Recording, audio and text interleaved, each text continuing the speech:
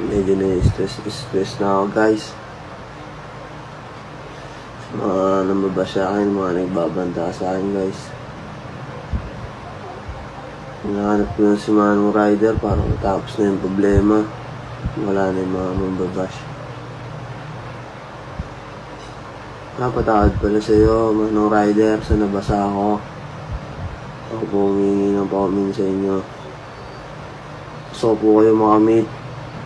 Humingi ng tawad sa inyo sa personal. Yung nagawa ko. Tawarin niyo po ako. Kung napapanood niyo po itong video na to, kontakin niyo po yung Dexter Castro. May pag-meet po ako sa inyo.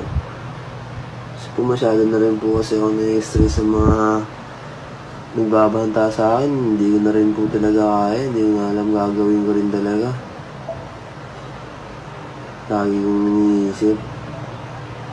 Kaya Manong Rider, kung sana po mapanood niyo po ito.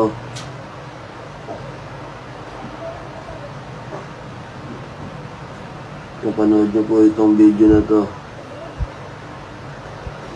Kaya comment po kayo dyan. Kontakin niyo po Dexter Castro. Ako hihingi po ako ng paumanin sa inyo sa personal.